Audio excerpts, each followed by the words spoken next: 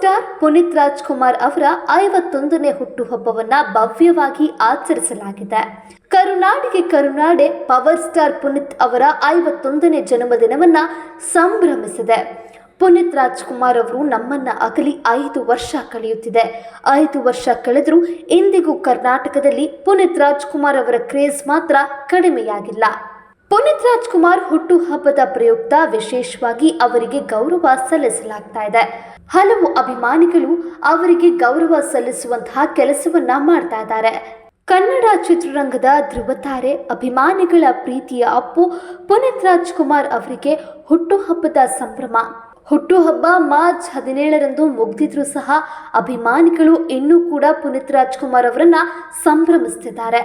ಅಪ್ಪು ನಿಧನ ಹೊಂದಿ ಈಗಾಗಲೇ 5 ವರ್ಷಗಳು ಕಳೆದು ಹೋಗಿದೆ. ಆದರೂ ಕೂಡ ಅಭಿಮಾನಿಗಳ ಪಾಲಿಗೆ ಈಗಲೂ ಅಪ್ಪು ಸದಾ ಜೀವಂತ. ಬೆಂಗಳೂರಿನ ಸ್ಯಾಂಕಿ ಕೆರೆಯ ಮುಂಭಾಗದಲ್ಲಿರುವ ಟ್ರಯಾಂಗಲ್ ಪಾರ್ಕ್ನಲ್ಲಿ ದಿವಂಗತ ಪುನೀತ್ ರಾಜ್ಕುಮಾರ್ ಅವರ 800 ಕೆಜಿ ತೂಕದ ಕಂಚಿನ ಪ್ರತಿಮೆಯನ್ನ ಶಾಸಕ ಅಶ್ವಥ್ ನಾರಾಯಣ್ ಹಾಗೂ ಅಶ್ವಿನಿ ಪುನೀತ್ ರಾಜ್ಕುಮಾರ್ ಅನಾವರಣಗೊಳಿಸಿದ್ದಾರೆ. ಪುತ್ಥಳಿ ಅನಾವರಣದ ಬಳಿಕ ಮಾತನಾಡಿದ ಶಾಸಕ ಅಶ್ವಥ್ ನಾರಾಯಣ್, ಪುನೀತ್ ರಾಜ್ಕುಮಾರ್ ಸದಾಶಿವನಗರದಲ್ಲಿ ಹುಟ್ಟಿ ಬೆಳೆದವರಾಗಿದ್ದರಿಂದ ಅವರ ಪ್ರತಿಮೆ ಮಾಡಬೇಕು ಎಂದು ಒತ್ತಾಯಿಸಿದರು. ಹಾಗಾಗಿ ಪುನೀತ್ ಅಭಿಮಾನಿಗಳ ಆಸೆಯಂತೆ ಪ್ರತಿಮೆ ಅನಾವರಣಗೊಳಿಸಲಾಗಿದೆ.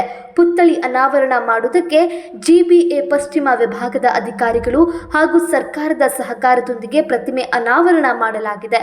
ಸರ್ಕಾರಕ್ಕೆ ಹಾಗೂ ಜಿಬಿಎ ಪಶ್ಚಿಮ ವಲಯದ ಅಧಿಕಾರಿಗಳಿಗೆ ಧನ್ಯವಾದಗಳು ಹೇಳುತ್ತೇನೆ ಎಂದಿದ್ದಾರೆ.